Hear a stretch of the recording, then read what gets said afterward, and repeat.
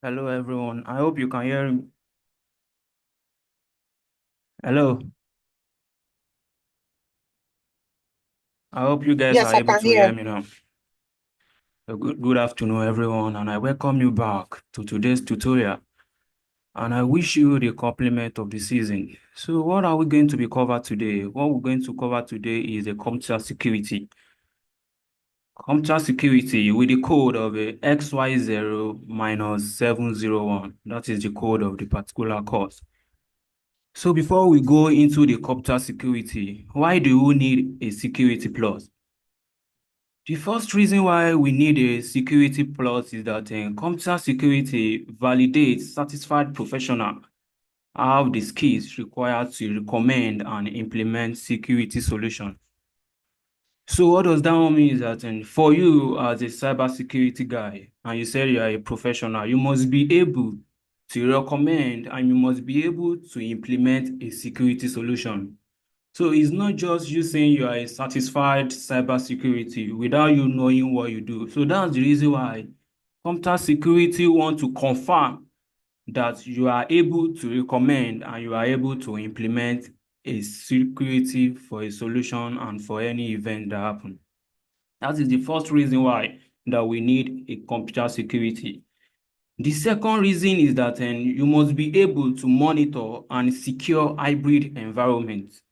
So when we're talking about hybrid environment is when a company is making use of both data on a on-premises and both data on a cloud. So when the company is making use of a cloud and they are making use of a on-premises data to run their day-to-day activities, that's what an hybrid environment is.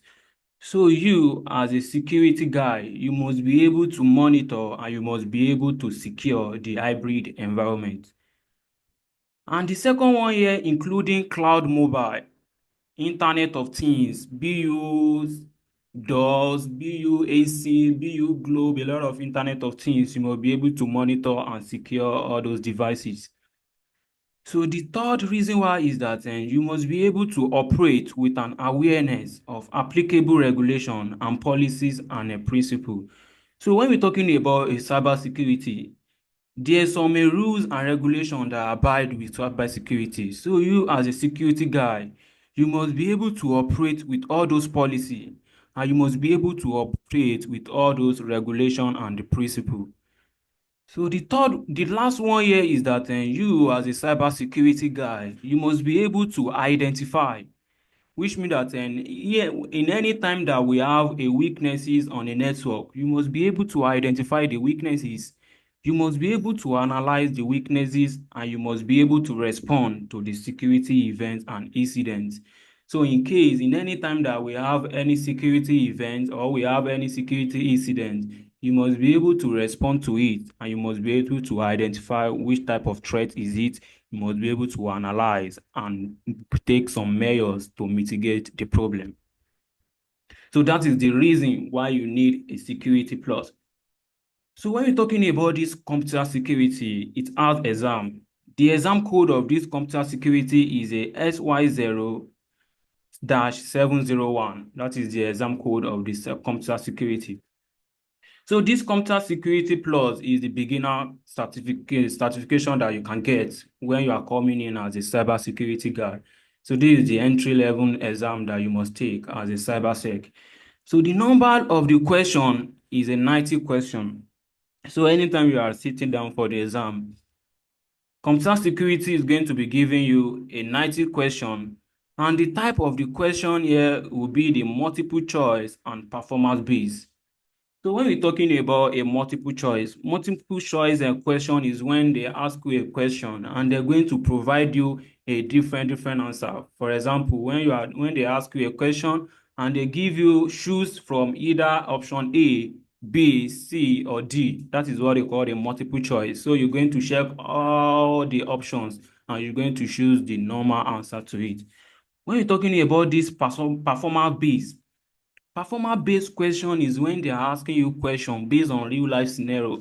So they can ask you that imagine you are working for organization and something like this happen. What is the next solution that you can do to it? That's what a performance-based question is. And multiple question is when they are giving you a lot of options that you can choose the correct answer. So the length of the test here will be like 90 minutes, which means that anytime you are sitting down for this exam, the duration will be 90 minutes, and the passing score, you must pass at least 750. So you must pass at least 750 on the scales of 100 to 900. So what does this mean is that if you are writing this exam and if you got like 700, that doesn't enter the pass mark. The pass mark is a 750. You must get at least 750. And the recommended experience, at least you must have a Comptia network. You must have Comptia network. You must have already learned Comptia network, what Comptia network is. And you must have 2 years of experience working in a security. So before you can get this exam, before you can write this exam, you must make sure that you have the knowledge of what a computer network is. And you must have the knowledge of what a network security is, and you must have a knowledge on what system administrator job is. So those are the things that you must have before you can say you want to write this particular exam. So the testing provider is a Pearson VUE testing center. So you're going to use this guy here is a bodies that they use to schedule exam and they use to test all individual. So those are the testing provider. So the DOD approve is yes. Department of Defense approves, yes. And the price of the exam here is a 250. So which means that if you are sitting down for this exam is going to cost you $250. So let's dive into this particular computer security domain. Into the computer security, we have different domains. Inside domain 1, we're going to cover what we call general security concepts. Inside the second domain, we're going to cover threat, vulnerability, and mitigation.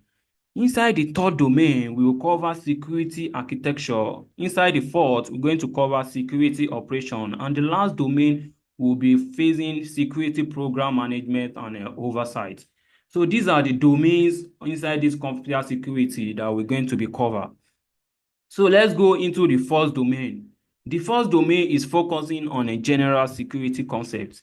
So inside this first domain, we have some branch that we're going to take over through all this particular domain 1. The first one here, we're going to know what is cybersecurity. And after that, we're going to move ahead to what is CIA triad, and we're going to know what is the principle of information security.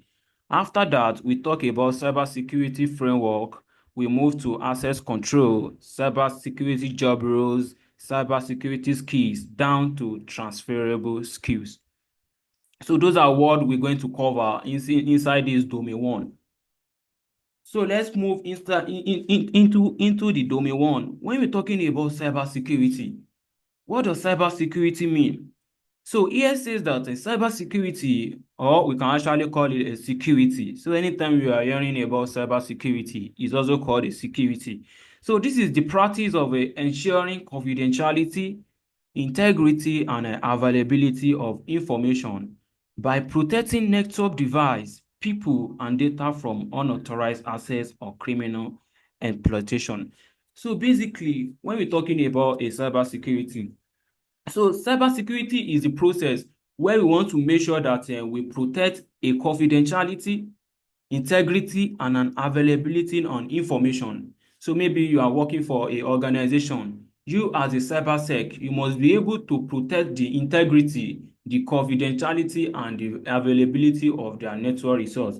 And you must make sure that the data and the information that they are making use of on the company is not disclosed to unauthorized access or criminal exploitation. So that's what a cybersecurity means. So cybersecurity is the practice of ensuring confidentiality, integrity, and availability of information by protecting network device, people. So when you as a cybersec, it is not only a network device you're going to be protecting. You must be able to protect the people. The people are the ones that are making use of all those devices.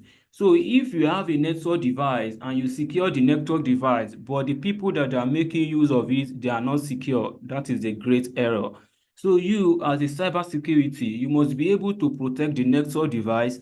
You must be able to protect the people that are making use of all those network device and data that all those people are making use from unauthorized access or criminal exploitation. So what are the benefits of a cybersecurity? The first benefit of a cybersecurity is that it enforces regulatory compliances. When we're talking about a regulatory compliances, the example of a regulatory compliances is a PCI-DSS. This PCI-DSS stands from Payment Card Industrial slash Data Security Standard. That's the full meaning of a PCI-DSS. Payment Card Industry Data Security Standard. And HIPAA, which is HIPAA, it stands from Health Insurance Portability and Accountability Act. So what does all those bodies does is that this PCI, they are the regulatory bodies. They are against anything payment card. So you as a company and your worker, maybe your employee or your customers, they are using a credit card to purchase something from your company, you must be able to secure all those cards. Make sure that all those cards that they are using is secure and is not disclosed to unauthorized person, or no anybody can see all those cards on the network. The bodies that is against that rules is what we call PCI, that's DSS. The second body here is a HIPAA, which is a Health Insurance Portability and Accountability Act. What does these bodies do is that they are the one that they are against anything health results.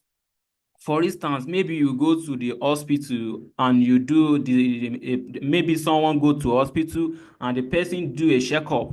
So at the end of the checkup, the doctor now realize that the person get an HIV. That particular result must not be disclosed outside. Nobody else must hear about except the owner of that particular result. So when you go to the hospital and the person realize that you have AIDS or the person have HIV, all those results must not be disclosed outside. So if something like that happen, the body that they are against it, they are the one that they called HIPAA, which is Health Insurance Portability and Accountability Act. So the PCI, they are the one that they are against any payment card. Your payment card on the network must be secure. The customer payment card must not be disclosed outside. So the benefit of the cybersecurity that is that it enforces the regulatory compliances. So you as a cybersecurity, there's some rules and regulation that you must abide with. That is the first benefit. The second one is that it protects intellectual properties. So cybersecurity helps us to protect intellectual properties. For instance, when you are a brand, maybe we know that you are a brand, you are the one that they are making Coke, and your name is Coca-Cola, and we know all the design and the logo, everything you are using. No other person can be making use of all those things without your own consent. So with a cybersecurity, it helps us to protect intellectual properties. And the third one is that it improves customer confidence.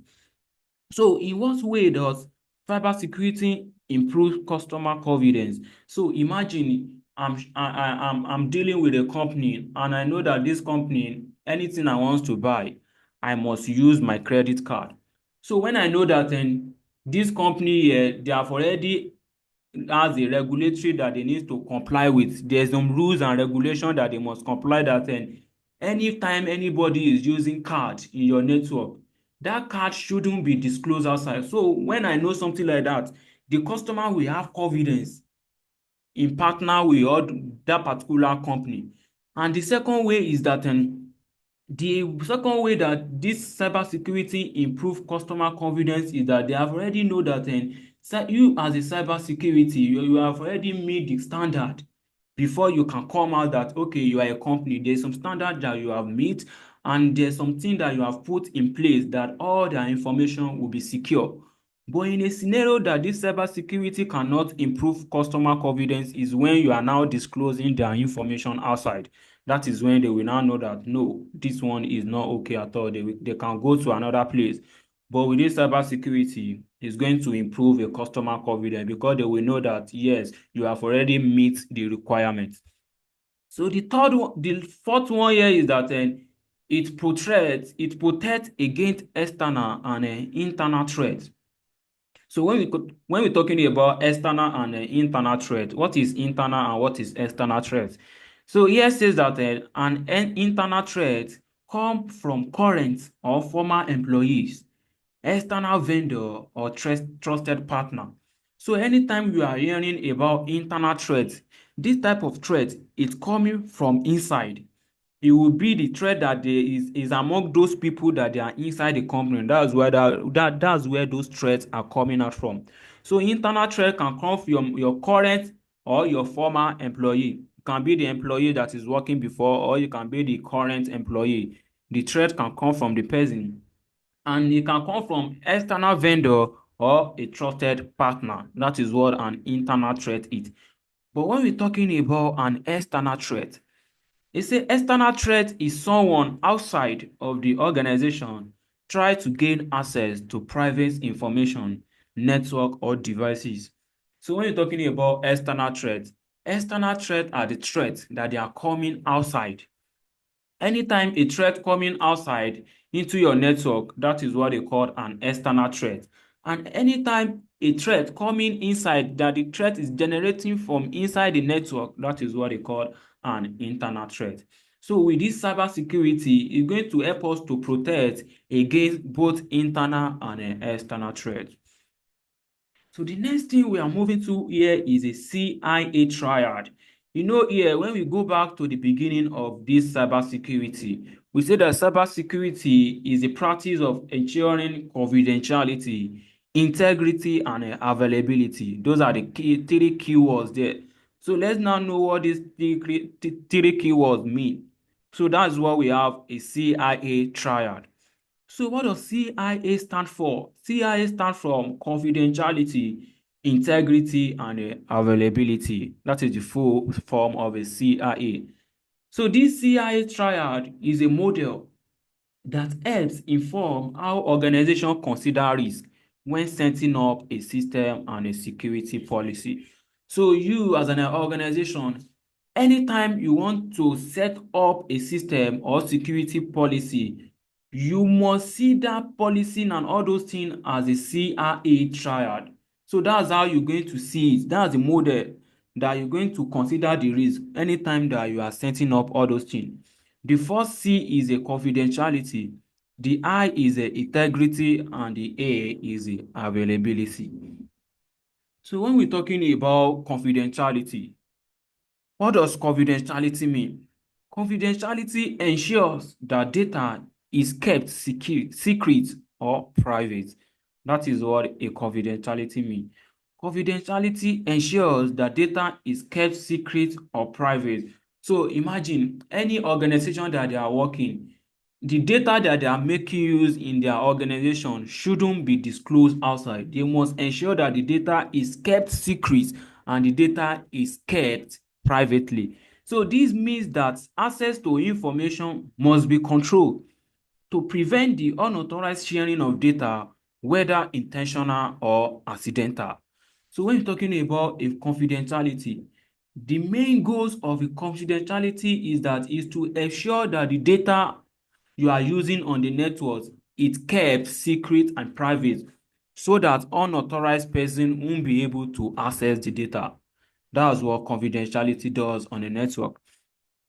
So in which way can we see can we put confidentiality on our network? Here, the first thing here is a classify and label restricted data. Classify and label restricted data. So in any time that your organization is making use of a data and you see that that data there's some security, there's some secret inside that shouldn't be disclosed outside, you need to classify all those data into another place and you label it. You can label for example, when we have a flash, maybe we have a flash and inside that flash, there are some sensitive documents inside that flash. If you just put that flash without labeling it, the employees can actually use the flash and put it in wherever they want. But with you putting a label beside the flash, on the flash, when you put top security, if you put top security on the flash, which means that in any employees that make use of that particular flash, they will know that there's some sensitive data inside the flash that shouldn't be disclosed outside. So anytime that they are making use of the flash, they must keep the flash secure and private. The second way is a enable access control policy. So this place here is the second way that you can put confidentiality on the network when you are enable access control policy. Access control policy is when you put some security measures on the data on who can access the data and who cannot access the data. The third one here is a encrypt data. So when you encrypt a data, there's no way unauthorized person will be able to see what the data is. Encryption is when you are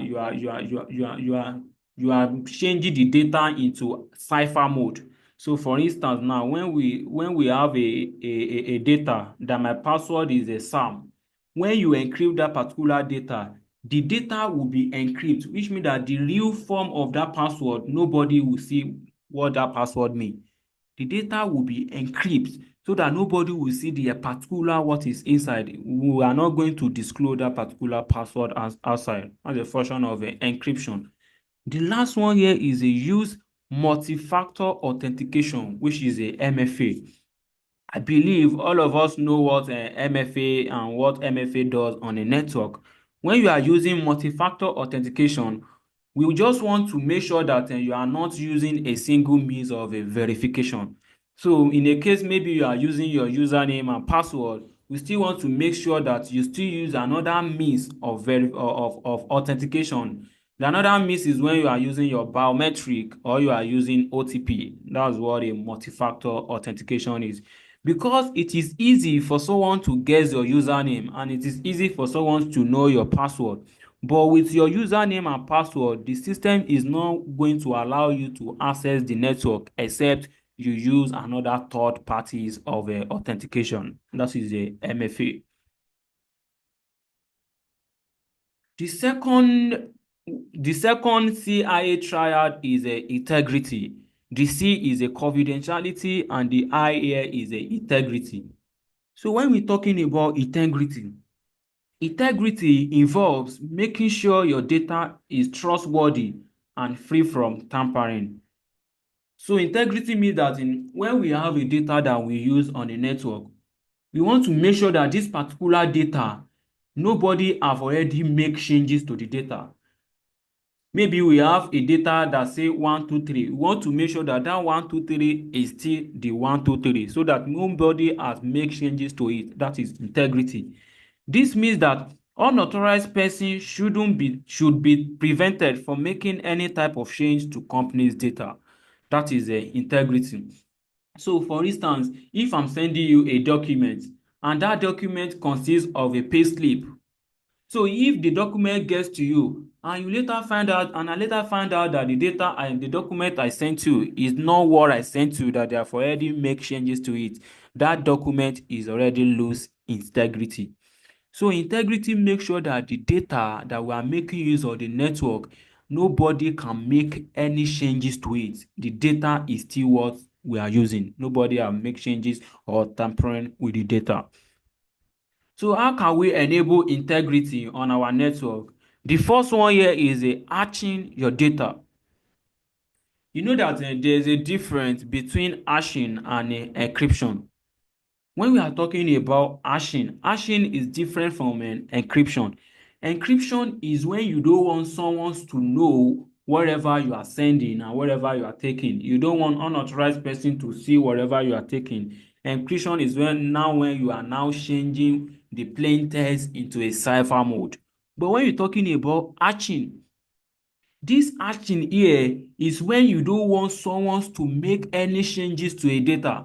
So imagine I want to send a data out, but I want to make sure that the data does not lose what we call integrity. I need to hash the data.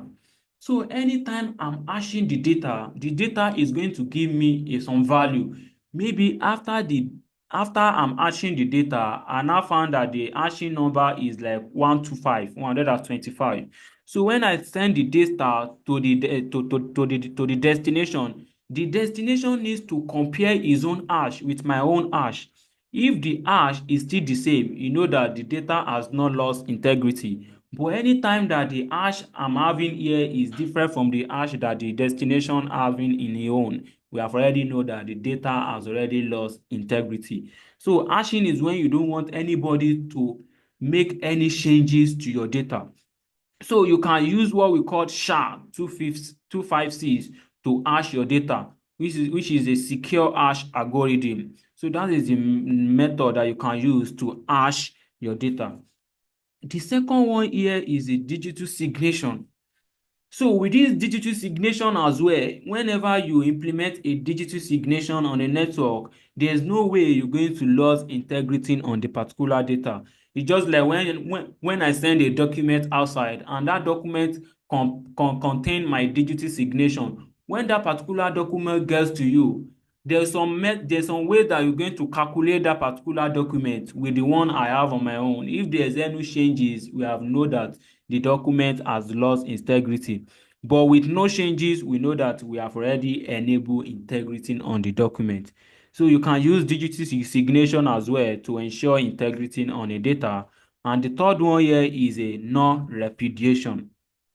So when we're talking about non-repudiation means that anytime I'm sending any document outside, I must be able to be accountable for the document. I shouldn't deny that I'm not the one that sent it. So with this digital signation, we can acquire what we call non-repudiation.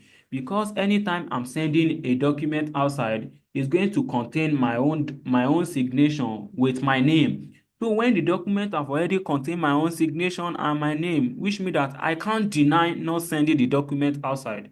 That is what a non-repudiation means, which means that any user that send a document shouldn't deny of he or she not sending the document. That is non-repudiation. You must be accountable for every act that you take on the network. So the third one here is a availability. When we're talking about availability ensures that system, networks, and application are functioning as they should and when they should. So this availability is very, very important on a network. So for instance, let's assume that Google has a body. We know that Google is a place that we can browse, do a lot of things. So imagine that I wake up and I go to my phone and I open google.com and the google.com is telling me that server error or server unreachable. You know that I can actually delete that particular Google and goes to another place. I can use another browser, which is Chrome. I can use Firefox. So this availability must be enabled on all network, because if there is no availability on a network, the company is going to be losing a huge amount of money and they're going to be losing their customer. So what does availability does on the network? They say availability ensure that system, network, and application are functioning as they should and when they should. So for instance, in a company that we have a server, maybe that company is making use of that server for the public use. Maybe they hosted a website on the server and everybody is making use of the server. That particular server must be available 24/7. Anything that the company are making use to run their day-to-day activities must be available 24/7. Be you the system that the employees are making use to work. The system must be able to work so that the employees will be able to do their work. The network must be fine so that they will be able to carry out their work, and the application must be okay so that they will be able to carry out their work. So this means that an individual with access to specific information must be able to consume it when they need to, and getting access to data should not take an inordinate amount of time. So availability ensure that all the data, all the system, the network and application that we are using on the network, they are available in any time that we want to make use of all those resources. That is what availability. So we have different availability controls. The first different availability control is that use redundant network, server, and application. So when you're talking about an organization, it is not advisable to be using only a single network to run your service. So for instance, maybe we have a company and they are making use of a server, they are making use of a switch, they are making use of a router, all those devices, and they are on a on-premises. You should just rely on all those devices only. You must have another backup of all those devices somewhere else. So in case of anything happen to all those devices in the on-premises, the backup devices will still be able to run your service. That is what this guy means, that you must make sure that you use a redundant network, server, and an application. So the network you are using, you must have a backup of the network in somewhere else. The server as well, you must have the backup of the server in somewhere else, and the application.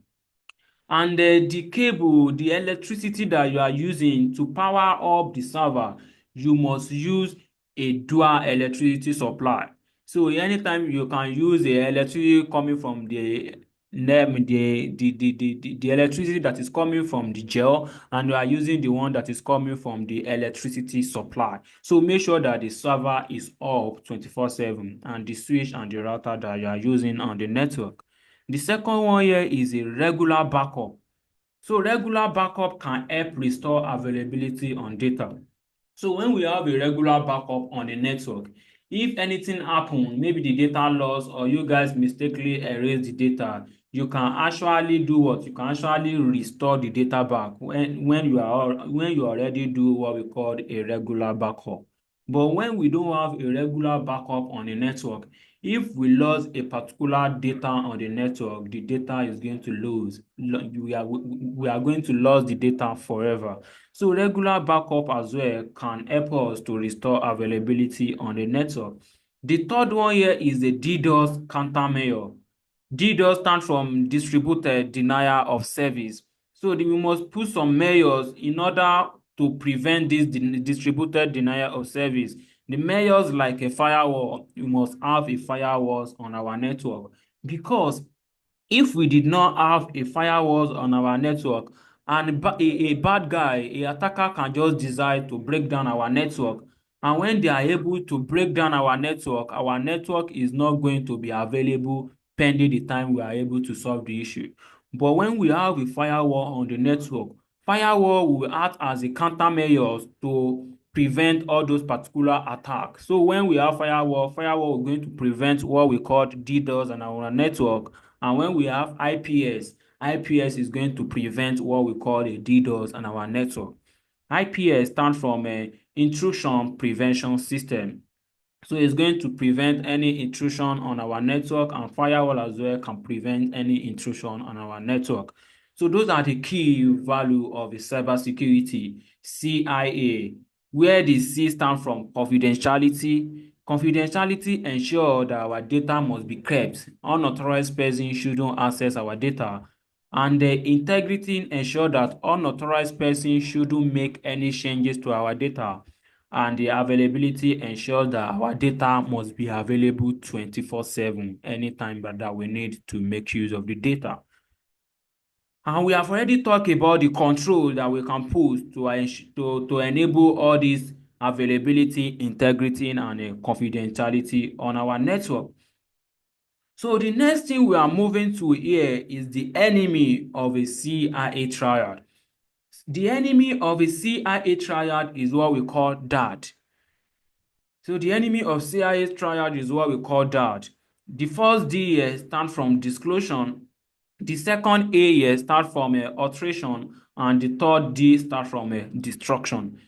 So in any time that someone not authorized getting access to your information, maybe someone that doesn't supposed to have access to your data now having access to your data, the data is now be disclosed outside, which is the enemy of confidentiality. You know that confidentiality say that an unauthorized person shouldn't access your data. But in any time that unauthorized person is accessing your data, that particular data is be disclosed. That is what we call disclosure. So the second one, which is the alteration, says that when your data has been modified by unauthorized person, that is when the data is being altered. So alteration is when your data is being modified by unauthorized person. That's the alteration. The last one, which is the destruction. Destruction is when your data or system has been destroyed or rendered inaccessible. So anytime your data or your network has been would destroy and have been rendered inaccessible, that is what a destruction. So DAD is the enemy of a CIA. The enemy of a CIA is a DAD, which is a destruction, alteration, and a destruction. So the next thing that we're going to be moving into here is the principle of a information security. There's some principle that is guiding information security. The first principle here is a least privilege. The second principle is the separation of duty. And the third principle is the layer defense or defense in depth. And the fourth one here is a dual control. The last one is a security through obscurity. So let's go through this principle one by one. So when we're talking about principle of a least privilege, which is the least privilege, the least privilege principle states that individual should have the smallest set of privilege necessary to do their job. When we're talking about this privilege, says that you as an employee, you must have the least privilege, which is the smallest set of privilege necessary to do your day-to-day activities. So, for instance, if you are working for organization and I know that you only need access to folder to file explorer on a system, if I know that it is only file explorer that you are making use on a network, I will only give you that access to only that file explorer. I won't give you access to another document on the network or to another data or to another thing on the network. You must have the list and the smallest set of the privilege that you need to do your day-to-day activities. That is what a least privilege principle states. So the enemy of a least privilege is a authorization creep. So when we're talking about authorization creep occur when an employee changes from one rules or position to another and acquire an increase in additional permissions and privilege without having their previous privilege properly withdrawn. So when we're talking about authorization creep, so for instance, imagine you are working for sales department. When you are working for sales department, maybe there's another changes. You are now changed from sales to HR department. The privilege, the access that I give you, that you are able to access everything in sales the department, you must withdraw it. If you did not withdraw it, that means that we're going to have authorization creep. That means that the employee is now going to have two right to issue department. It's going to have right to sales department and it's going to have right to HR department. So least privilege state that individual should have a smallest set, a least set of privilege to do their day-to-day activities. So in a scenario that a individual is now having more than a two or three access to each department on the network, that means that we are now having what we call authorization creep on the network. So the second one here is a separation of a duty. So when we're talking about separation of a duty, what does separation of a duty mean? So separation of duty states that no employee should have permission to perform two tasks that when combined will pose a security risk. So separation of duty is very, very important when we're talking about principle of information security. So for instance, if we have a employee that is the one that is accountable for collecting money, that employee shouldn't be the one that is accountable for the reporting for reporting all the history down, because the employee can actually omit some options, it can omit some payments that nobody pays in and nobody is going to know. And nobody is going to know what is going on the network. So this separation of duty state that no employee should have permission to perform two tasks. You must be able to do only one task. You won't be the one that is collecting money, and you won't be the one that is putting the money down. No, one person should be collecting the money and one person should be writing the history down. So for example, IT manager who are responsible for granting user access to a system are not permitted to participate in access review. When you are IT manager, you are the one that you are giving the users, you are the one that is granting users access to a system.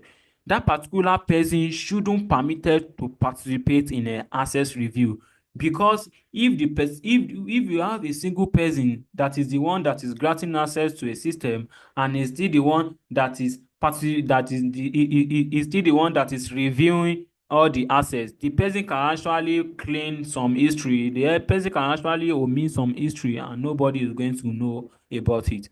So this separation of duty state that each employee must have only one task to perform their day-to-day activities. They shouldn't have two tasks on the network. They should be able to perform two tasks on the network. So here says that, for example, IT manager who are responsible for granting user access to a network are not permitted to participate in access review, which is what we call auditing. So in this situation, an employee is auditing their own work will create a conflict of interest. It will create a conflict of interest when the particular person is still the one that is auditing their own work. So separation of duty require pollution to defeat. So when we're talking about this separation of duty, that each individual shouldn't have two tasks, shouldn't have the permission to perform two tasks. But what can defeat this thing is when we have what we call collusion. When two individuals now combine together to now do what we call fraud on the network, that's when we can now have defeat for a separation of duty. But with this separation of duty, we want to make sure that one person shouldn't have a permission to perform two tasks on the network. So the next one here is a defense in depth. So when we're talking about defense in depth, the defense in depth is a strategy that leverage multiple security measures to protect an organization assets. The thinking is that if one line of defense is compromised, additional layer exists as a backup to ensure that threats are stopping along the way. For example, consider a building security several layers. So when you're talking about a defense in-depth, this defense in-depth is when we put a lot of security measures, a lot of defense measures in place in case if one security measure fails, the second one will still be able to protect our network, still be able to protect our data. So for example, let's consider a building as an example. When we have a building, we're going to have what we call a fence. A building is going to secure with a fence. And when we have a fence, we are not just going to leave the fence alone. Because if we have a fence and we leave the fence alone, bad guy can actually jump through the fence. That is the reason why in most fences, you're going to see what we call electric wires on all the fences. So that when we have that fence, we're still going to use that electric wire to secure that particular fence. The second one here is a security guide. When we have a fence, we can't just have a fence without a security guide, because if you have a fence, people can still be passing through the entrance gate to access the compound of the company. But with this security guide will be the one to make sure that it is only authorized person can access the building. Unauthorized person shouldn't have access to the building. So the third one here is a turnstile. This turnstile here is just like a gate, it's just like a door that makes sure that it is only one person that pass through the door at once. So sometimes, I don't know if you go to a bank, you will see that we have some turnstile at the bank. The turnstile door will make sure that it is only one person that can have access to the building at the same time. It's not maybe when we have like 2 to 3 persons that will be having access. The reason why they put this turnstile is when someone that it doesn't have access to a building now want to be clicking with the authorized person to enter the compound. But this turnstile will make sure that it is only one person that will have access to pass through the door. So the fourth one here is the locks and key. So this lock and key make sure that it is only authorized person can have access to the building. So imagine that you have a door and you lock it. We have some locks that they are not ordinary locks. That is a digital lock. When you lock it, before you can open it, there must be some number you put in before you can open it. And we have some locks that have keys. So when you lock the door, there will be key. It's only the person with the keys that can have access to that particular room or to that particular building. So the last one here is the access control or biometric scanner. So when we're talking about access control or biometric scanner, access control makes sure that it is only authorized person that can have access to the company. So when we have a door, before you can have access, is either you are using your biometric scanner when you are putting your fingerprint or you are using your card. It's either you tap your card on the scanner, that is what access control is, so that unauthorized person shouldn't just get access to the network environment. So the next one here is a dual control. So when we're talking about dual control, remind you, when you're talking about defense in depth is that when we are putting some measures on ground, we are putting a lot of security layers on ground just to back up and ensure that threats are stopped along the way. That is what defense in depth is. So the next one here is a dual control. So when we're talking about dual, we know that anything dual means two. Dual means two. So dual control or two-person integrity. Dual control is a security practice that requires the presence of at least two authorized individuals to perform critical or sensitive tasks, particularly in environment where trust and security are paramount. So let me make this dual control for example. Let's assume that we have a organization, and inside that organization there's where we call a server room. A server room, they can implement a dual control inside that server room. What does that dual control is going to make sure is that before anybody can access the server room, there must be two persons present before the server room can be opened, and if they will not be able to have access to the server room, there must be two authorized persons that will be present, and they will confirm their identity before the server room can open. That is what a dual control.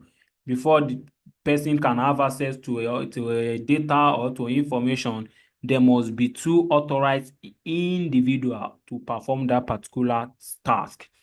So the example of this dual control in ACH and wire transfer service, one individual may initiate a transaction while a second individual will verify and approve the transaction. This helps to create another layers of a security.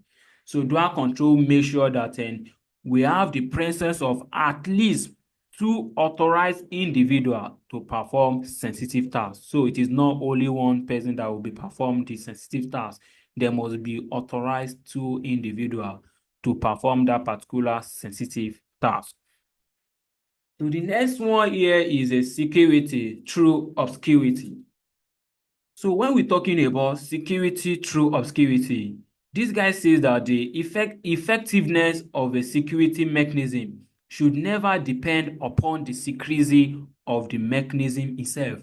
So, for example, when we say that we are using encryption on our data, we use encryption, maybe we use AES, which is the advanced encryption standard. Anytime you are encrypting it, the way that you use to encrypt it, your secret part, your secret pin, or the password that you use to encrypt it, you must secure it.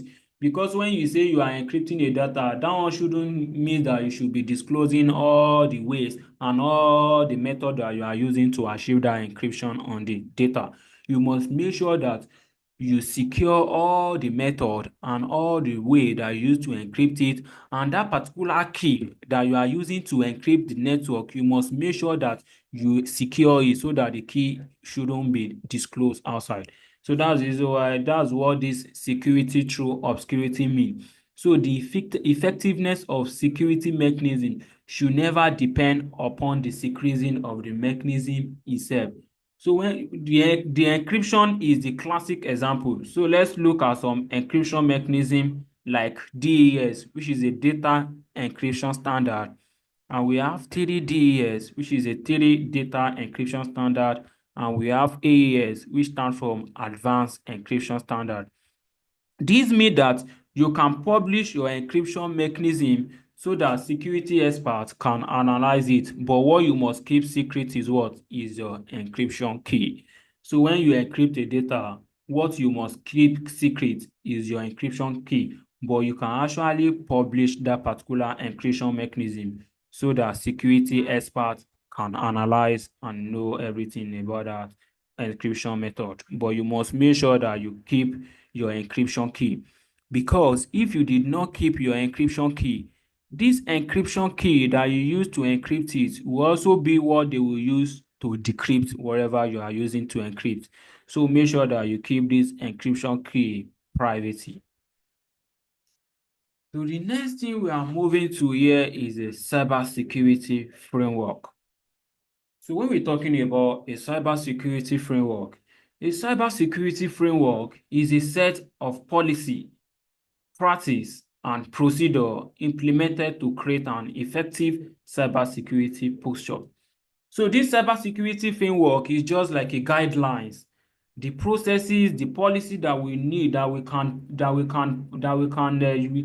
we can follow to put some security measures on our network. They are the policy, they are the practice and the procedure that we can follow to implement or create to put some policy on our network.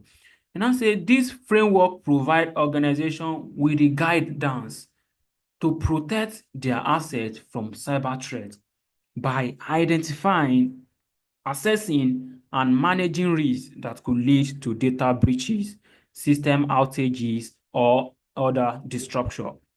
So basically, when we're talking about this cybersecurity framework, this cybersecurity framework is just like a guidance, is a policy or practice that help us to protect our assets from anything cyber threat or anything cyber criminal exploitation. So when we're talking about this cybersecurity framework, we have different examples of a cybersecurity framework. The first one here is the NIST CXF. The second one here is a ISO 27001 and ISO 27002. The third one here is a CIS top 20 and the fourth one here is a SOC 2. So these are not the only four cybersecurity framework, but these are the few and the most important of the cybersecurity framework. So when we're talking about NIST stands from National Institute of a Standard and a Technology. That's the full meaning of a NIST. National Institute of a Standard and a Technology. So this NIST here is a governmental agency responsible for advancing technology and security standard within the United States. So basically, this particular NIST, they're based in United States, and their function, they are responsible for advancing technology and security standard. So need cybersecurity provide guidelines. So what type of guidelines are these needs provide for organization? They help organization to identify, to protect, to detect, to respond to, and recover from cyber threat attack. So a needs organization help a organization to identify a threat, to help us to protect, to help us to detect, to help us to respond to and to help us to recover from any cyber attack. So the 5 functions include in framework call are identify. So when we're talking identify means know your asset, which is what we call the inventory. Second one is to protect. To protect means is to implement security controls. Third one is to detect. To detect is by monitoring and do what we call auditing. The next one here is respond. Respond is to respond to a security incident. Whenever you have a security incident, to respond to it. Recover is now to restore a system after an incident. Those are the 5 functions of a NIST framework in cybersecurity. The first one here is identify. The second one is a protect. The third is detect. The fourth is respond, and the fifth is a recover. So the second example of a cybersecurity framework is a ISO 27001, which is also what we call the InfoSec Management System. ISO 27001 is an information security management system, which is a ISMX, international recognized best practice framework and one of the most popular information security management standard worldwide. So this ISO as well, they are a cybersecurity framework. They are the one that they give us some best practice. They give us some things that we can use on our network so that our network will be secure and will going to be secure for anything cyber attack. The second one here, okay, we still inside the ISO. The ISO 27001 2022 certification. This guy assure that customers, partners, and other stakeholders that your company information security infrastructure meet their expectation. So you as an organization, ISO will make sure that you as an organization, your company security infrastructure must meet their own expectation. You must bring up to their own level. This ISO will be the body that will make sure that your company security infrastructure meets their own expectation. So when you're talking about this ISO stands for International Organizational for Standardization. That's what a ISO is. International Organizational for Standardization. So this ISO requirements and controls, we have some 11 new controls for ISO. The first one here is a threat intelligence. The second is a information security for use of a cloud service. The third one is a ICT readiness for business continuity. The next one is a physical security monitoring. The next one is a configuration management, information deletion, data masking, data leakage prevention, monitoring activities, web filtering, and secure coding. Those are the new 11 controls for ISO 27001. So and the next cybersecurity framework is what we call CIS control. The CIS control, which stand from the Center for Internet Security. CIS stands from Center for Internet Security. This control framework provide best practice for organizations seeking to protect their network from cyber threats. This framework includes 20 control covering many areas of cybersecurity, include access control, asset management, and incident response. So basically, when we're talking about this CIS control framework, they provide some best practice for any organization they are seeking to protect their network from a cyber threat. And this particular framework, they include 20 control. This 20 control covers many areas of a cybersecurity, include access control, asset management, and incident response. So the CIS control are divided into 3 categories. The first category is a basic control. Example of a basic control is a regular patching What's a regular patching means? Regular patching means a regular updating. You must be updating the network up to date every time. Make sure that the network and every devices making use of the network, they are up to date.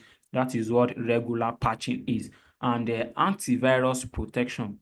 Antivirus protection is when you are making use of an antivirus on the devices to make sure that it secure all the end users' devices. The second one here is a foundational. Example of foundational is a two-factor authentication. Two-factor authentication. When we have a network, you shouldn't only use a single factors of authentication. You must use what we call this two-factor authentication, so that anytime that you want to access the network, you have proof with your username and password. There must be another means of way that you will still use to prove that you are the legit users of that particular identity. And regular monitoring. Regular monitoring, you must be monitoring the network regularly. So those are the controls of a CIS, the three categories: basic control, regular patching and antivirus protection.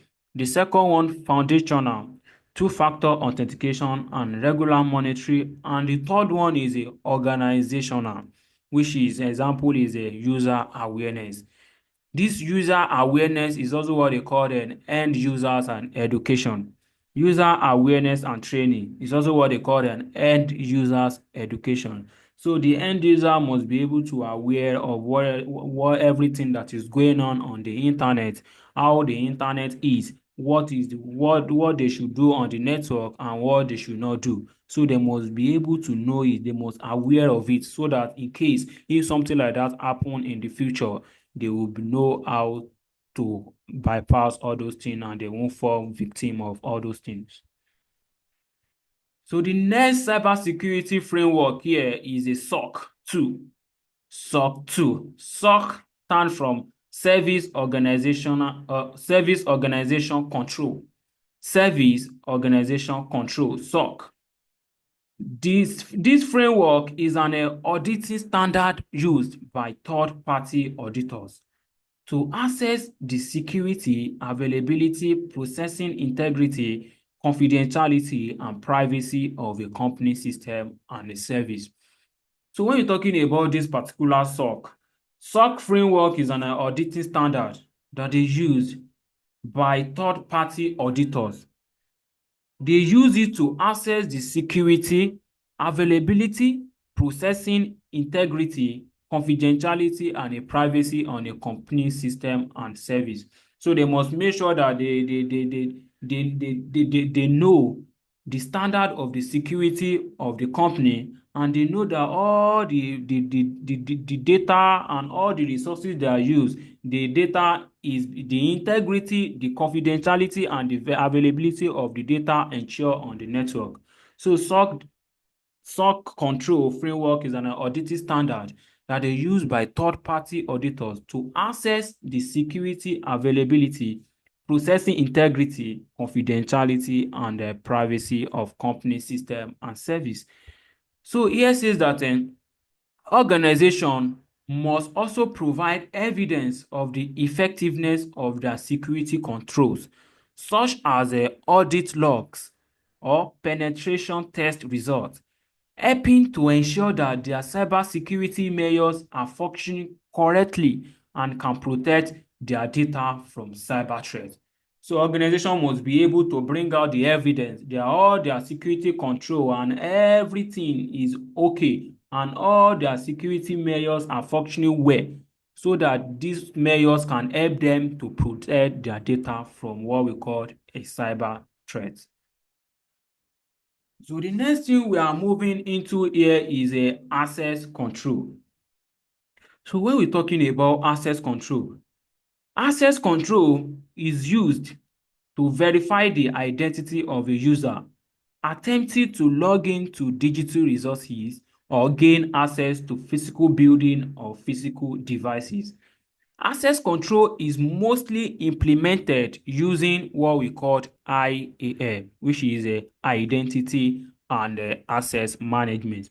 So when when you're talking about this access control, so imagine that we have some data that we put on premises, and that data that we put on premises, if we did not implement what we call access control on it, what is going to happen is that an unauthorized person can later have access to all those particular data that we put in the cloud.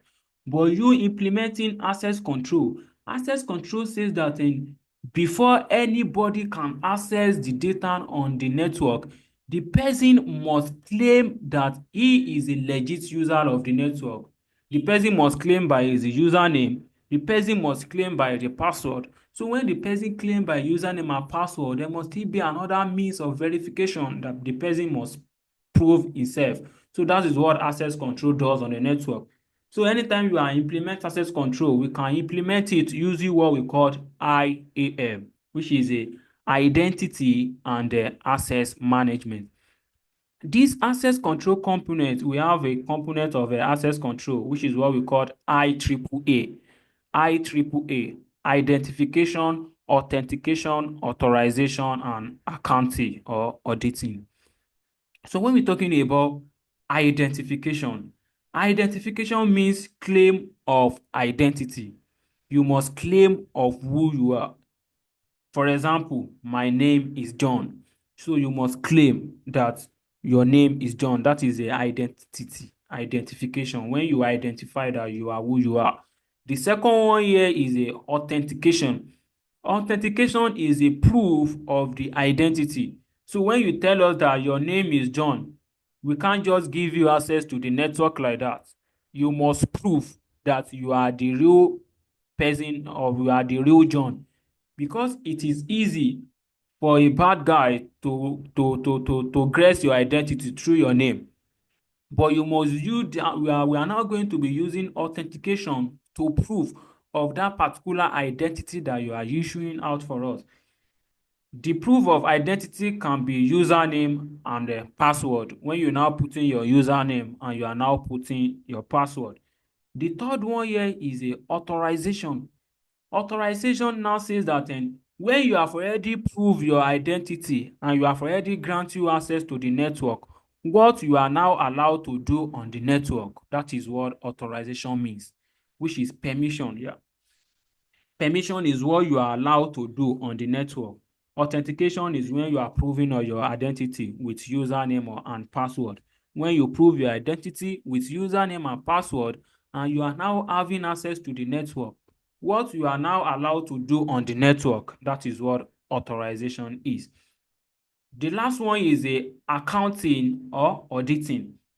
Accounting or auditing is tracking authorized resources usage and detecting unauthorized attempts.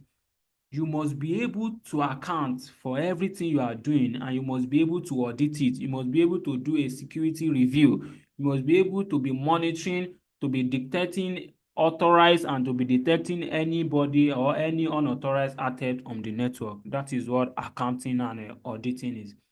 Identification means that claim of your identity. Authentication means that you must prove of that particular identity. Authorization now says that anytime you are now proof of that particular identity and we are granting you access to the network, the permission, what you are now allowed to do on the network, that is a authorization. And accounting now means that you must be accounting for everything that you are doing on the network. You must be accountable for everything. So the next thing here is a security control. Information security control is defined as any policy, techniques, solutions, technology, or action that can protect an organization information from threat or breach or compromise. So this particular information security control, these are the or any policy, any techniques, or any solution or any technology that we can use to protect our information from threats or any cyber criminal exploitation. So these security control categories, we have first one, we have physical control.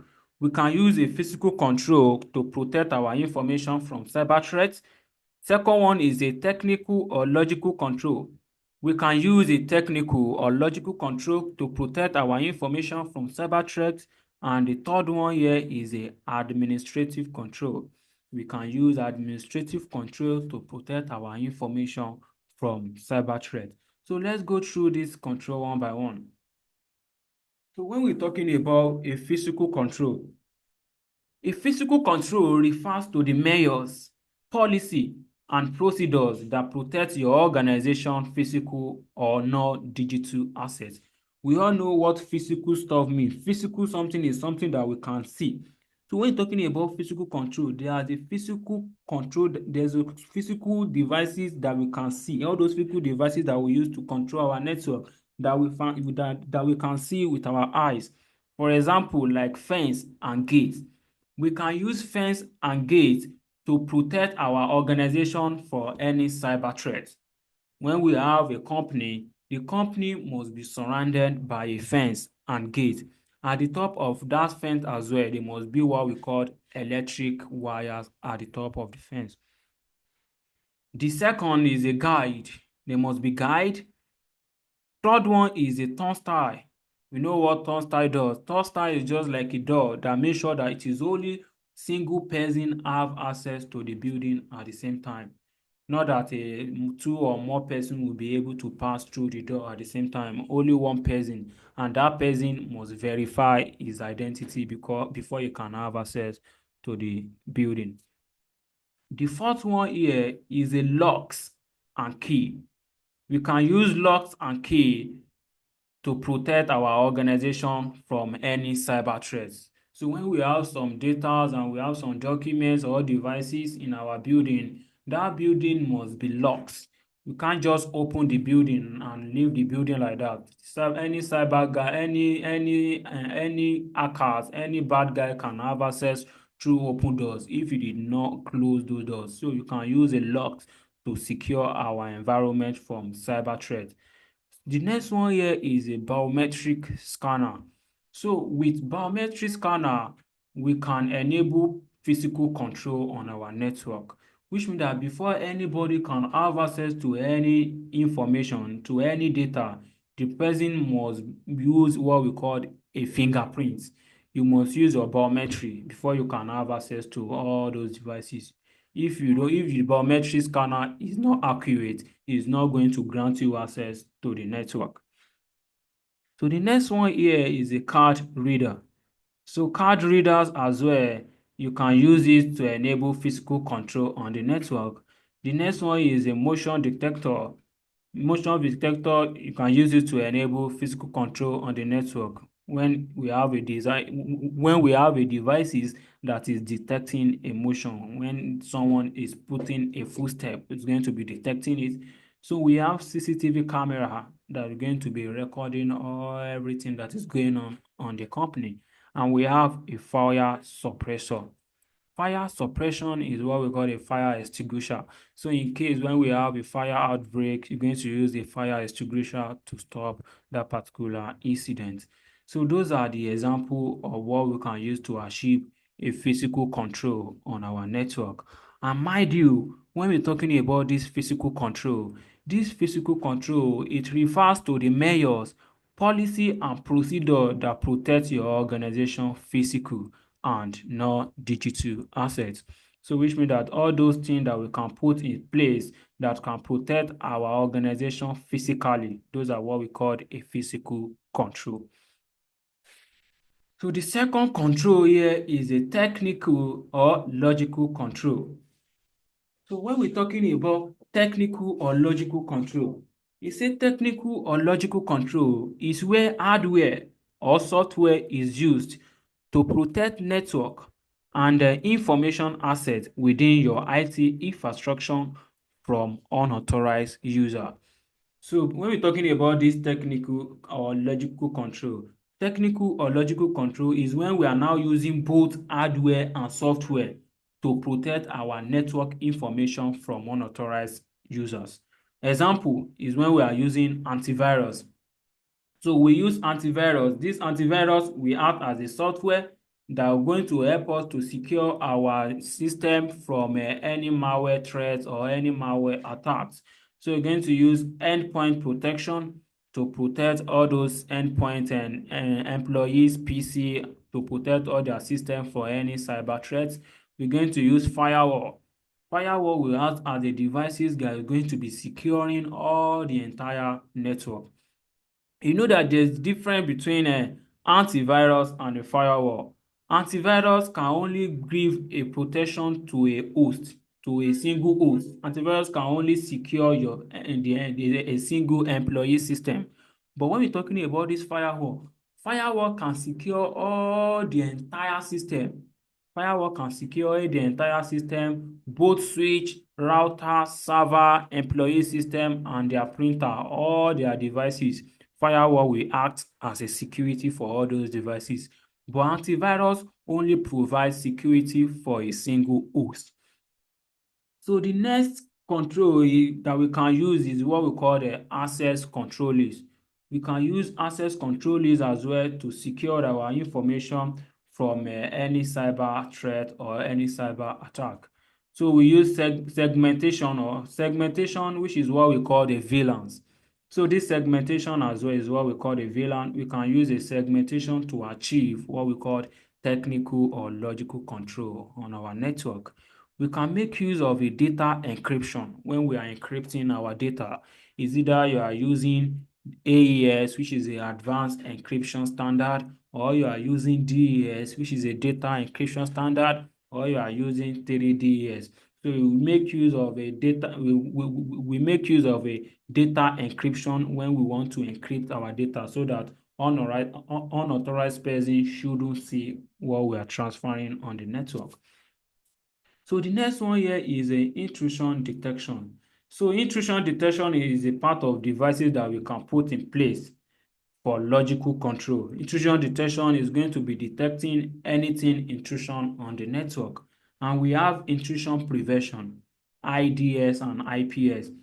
Intrusion detection only do what we call detection on the network. It's just going to be detecting. And once they detect it, it's going to be reporting it to be cyber guy. But when we're talking about the intrusion prevention does detection. Once the intrusion prevention detects, it's now going ahead and prevent it. But this IDS only do what we call detection on the network. IDS is not going to help you to prevent it. But when we're talking about this IPS, which is intrusion prevention system, IPS does what we call detection and it still go ahead and prevent. So anytime we have IPS on the network, IPS is going to detect any threat that is intruding on the network and is going to prevent that particular threat. The last one here is a monitoring. You must be monitoring this particular network often. Monitoring, that's where we can implement another way of a technical control. You must be monitoring it. You can't just have a network and you leave the network for like a while before you can monitor it again. No, there must be a day-to-day monitoring. You must be monitoring it often so that if we have any threat inside the network, it will be easier for you to identify that particular threat on the network. So the third one here is a administrative control. You know, here when we're talking here, we talk that we have some three controls. The first control is a physical control, second is a technical, and the third is a administrative control. And here we talk that when we're talking about this physical control, those are the measures that we put in ground that can protect our organization physical or non-digital assets. And we talk about all those controls that we can put in place that can protect our organization physical. Example is fence, guide, turnstile, lock and keys, biometric scanner, card reader, motion detector, CCTV, and fire suppressor. So those are the things we can put in place that can protect our organization physically. We talk about the second control, which is a technical or logical control. Technical or logical control. We say this technical or logical control is where hardware or software is used to protect network and information assets within your IT infrastructure from unauthorized user. So example, what are the control? The control we can put to enable technical or logical control on our network is a antivirus. Make sure that there's an antivirus on all the employee system, and we make sure that we use what we call endpoint protection. We implement endpoint protection, and we make use of a firewall. We must have firewall on our network, and when we have firewall on our network, we must implement what we call ACL, which is a access control list. So it's either you implement the access control list on your switch or on your router. You must implement it on the network. And this next one here is the segmentation. This segmentation is what we know as a VLANs. It's what we call VLANs. You can use VLANs to enable logical control. When we have different VLANs, this VLAN shouldn't have access to this VLAN. So the next one here is a data encryption. Make sure that you encrypt the data so that it is only authorized person that will be able to have access to the data. And the next one here is intrusion detection. And intrusion detection here, like what I explained to you, intrusion detection is just a device that do what? That detect anything intrusion on the network. But when this device detect it, it's going to make a report to the IT guy, which means that the IT guy will be the one to make a mitigation to that intrusion. But when we are talking about intrusion prevention, this intrusion prevention does what we call detection and preventing. So when this intrusion prevention detect the incident, it still be the one to go ahead and prevent that particular incident. And you must do what we call the monitoring, regular monitoring. You must be enable regular monitoring. In case if there is any new threat on the network, it will be easier for you to discover and identify that particular threat. So the third control here is a administrative control. The third control is a administrative control. Administrative control are a set of security policy, processes, practice, or guidelines that an organization use to mitigate risk. So when we're talking about this administrative control, these are the set of security policy, like security rules and security processes, practice, and guidelines that an organization use to mitigate a risk. The example of this administrative control, the first one here is a awareness training. This awareness training is also what they call an end users education. So awareness training is that a organization must be able to train their employees about what is going on over the internet. So for instance, if I'm working for organization now, I'm a cyber sec of the organization, I'm the cyber guy. I must be able to educate all the employees. There will be a day that will schedule that will be putting all the employees through some trainings.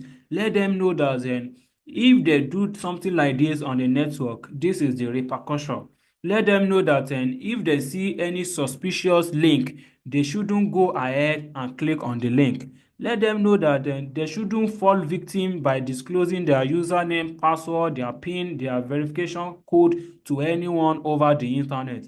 This awareness training is going to help employees to be aware of all the trick that all those bad guys use to trick the user from revealing their information. So once we have already educate our employees, so they will be aware in case if something like that happen in the future, they won't fall victim to something like that. Second one here is the data classification. Data classification is when you are classify some sensitive data. Any data that is a top security, you must classify it so that anybody using that data, you will make sure that it's secure and make sure the data is secure and nothing happen to the data.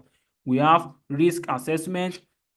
We have a security policy when you are putting some policy in ground to mitigate some security to mitigate some security incidents. And we have a security audit when you are doing a security review. We have mandatory vacation. So in which way does a mandatory vacation can give us an administrative control?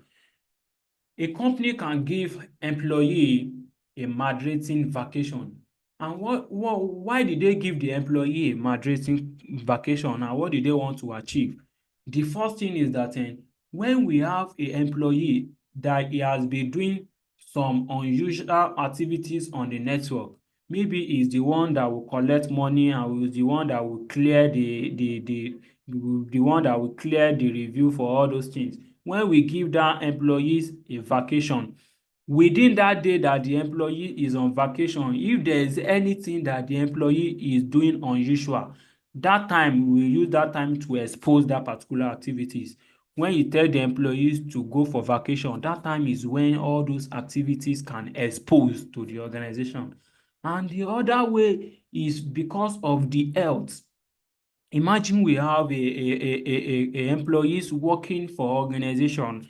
The organization can give the employee a moderating vacation just to go and relax so that once he relax, his body is going to come back into more normal position so that the employee will still be able to perform his day-to-day task whenever he's coming back. Because it's not just when your employees is working from January to December without any vacation, but a company can give a employee a vacation just to go and relax and feel good anytime he or she is coming back to the organization. So the next one here is a background check. So this background check here is very, very important. An organization cannot just employ employees without running what we call a background check. I can run a background check about your education standard. Maybe you only go for some college. Maybe the school you go is only college, or you go from high, or you go from degree, or you go from HOD, or you go for university. So I need to run some background check, and I must run background check from where you are from. I must know where you're from, and the organization must know everything about the employees before they can employ that particular person. They must go and check maybe the person have committed a crime before. So before some organization can employ you, they will check maybe you committed a crime, or maybe the person is a troublesome person. They must know everything about the person. That is what a background check is. So they must know everything about the person before they can employ that particular person. So the next one here is a job rotation. So this job rotation is very, very good on a network. When we have employees working for sales, that employee shouldn't just stay only in sales alone, which means that there must be a time the employees working for sales needs to rotate, needs to leave sales and go to maybe ICT department. So why do we put this thing in place is that in case if anything happen in ICT and that employees is the only one that is available at that time, so the employee will still be able to bring out the solution for it. But imagine the employees only have the knowledge of the sales, which means that if anything happen in ICT, the employees won't know how to even solve the issue. So it's good to do a job rotation so that an employee can even go to another department to even go and still see how everything is going, so that the employee is going to be aware and know how things go over there in case if anything happen in the department and the real users of that department is not available. So the employee will still be able to provide solution for the task. That is job rotation. So the last one here is a periodic assessment. So this periodic assessment is just when the head of the department is now running a review on everything you have done in all the years, just for them to see how good the employees is, just for them to see the remaining problem that the employee have, so that they will be able to build the employee up to their standard. That is periodic assessment. They just want to test. They want to see how good, how improving the employee is on the network. That is a periodic assessment. So those are the example of an administrative control. First is a awareness training. Second is a data classification. Third is a risk assessment. Fourth is a security policy. Fifth is a security audit. Sixth is a mandatory vacation. And the seventh is a background check. Eighth is a job rotation. And the last one is a periodic assessment. So the next thing we're talking about here is a security control types. So I would like you guys to hold on for me and let me bring up the updated slide of this course. So you guys should hold on for me. So I will bring up the updated slide of this course.